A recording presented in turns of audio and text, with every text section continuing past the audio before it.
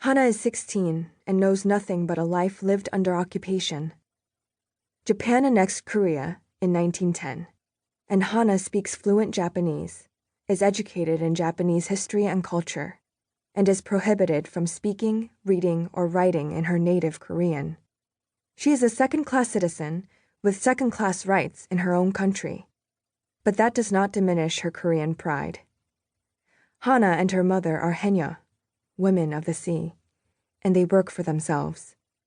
They live in a tiny village on Jeju Island's southern coast and dive in a cove hidden from the main road that leads into town. Hana's father is a fisherman.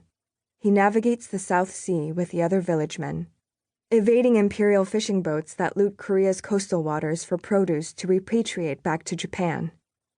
Hana and her mother only interact with Japanese soldiers when they go to market to sell their day's catch. It creates a sense of freedom not many on the other side of the island, or even on mainland Korea, 100 miles to the north, enjoy. The occupation is a taboo topic, especially at market. Only the brave dare to broach it, and even then only in whispers and behind cupped hands. The villagers are tired of the heavy taxes, the forced donations to the war effort, and the taking of men to fight on the front lines and children to work in factories in Japan. On Hana's island, diving is women's work.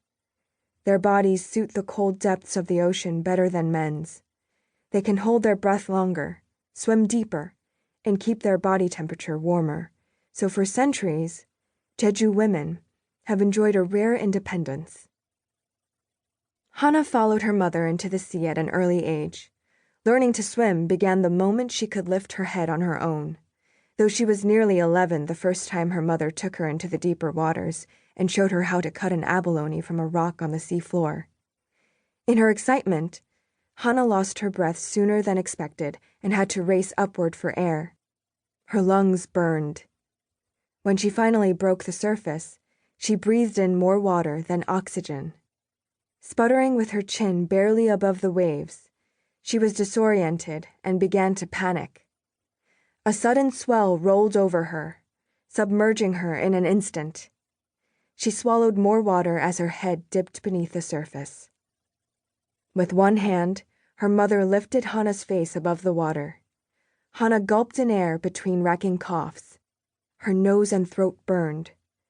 Her mother's hand, secured at the nape of her neck, reassured her until she recovered. "Always look to the shore when you rise, or you can lose your way," her mother said, and turned Hana to face the land. There on the sand, her younger sister sat protecting the buckets containing the day's catch.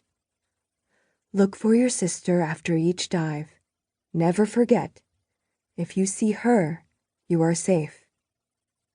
When Hana's breaths had returned to normal, her mother released her and commenced diving with a slow forward somersault down into the ocean's depths. Hana watched her sister a few moments longer, taking in the serene sight of her resting on the beach, waiting for her family to return from the sea. Fully recovered, Hana swam to the buoy and added her abalone to her mother's catch, which was stowed safely in a net. Then she performed her own somersault, down into the ocean's thrumming interior, in search of another sea creature to add to their harvest. Her sister was too young to dive with them when they were that far from the shore. Sometimes when Hana surfaced, she would look first to the shore to find her sister chasing after seagulls, waving sticks wildly in the air. She was like a butterfly dancing across Hana's sightline. Hana was already 7 years old when her sister was finally born. She had worried she would be an only child her whole life. She had wished for a younger sibling for so long.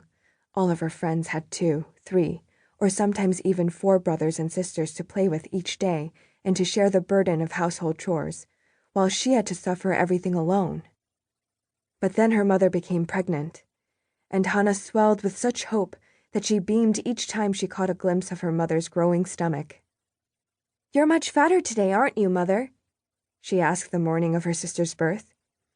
"Very, very fat and uncomfortable," her mother replied, and tickled Hana's taut stomach. She tumbled onto her back and giggled with delight. Once she caught her breath, Hana sat beside her mother and placed a hand on the outermost curve of her bulging stomach. My sister or brother must be nearly done, right, Mother? Nearly done? You speak as though I'm boiling rice inside my belly, silly girl. Not rice, my new sister. Or brother, Hana added quickly, and felt a timid kick against her hand. When will she or he come out? Such an impatient daughter sits before me. Her mother shook her head in resignation. Which would you prefer, a sister or a brother? Hana knew the correct answer was a brother, so that her father would have a son to share his fishing knowledge with. But in her head, she answered differently. I hope you have a daughter, so that one day she can swim in the sea with me. Her mother went into labor that evening, and when they showed Hana her baby sister, she couldn't contain her happiness. She smiled the widest smile her face had ever known, yet tried with all her might to speak as though she was disappointed. I'm sorry that she is not a son, Mother. Truly sorry, Hana said, shaking her head in mock sorrow. Then Hana turned to her father and pulled his shirt sleeve. He leaned down, and she cupped her hands around his ear. Father, I must confess something to you. I'm very sorry for you that she is not a son to learn your fishing skills, but... She took a deep breath before finishing. But I'm so happy I have a sister to swim with. Is that so? He asked. Yes, but don't tell Mother.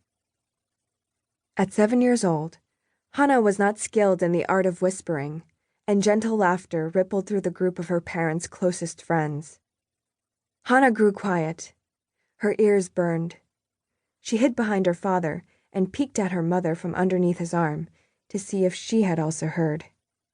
Her mother gazed at her eldest daughter, and then looked down at the hungry infant suckling her breast and whispered to her newest daughter, just loud enough for Hana to hear.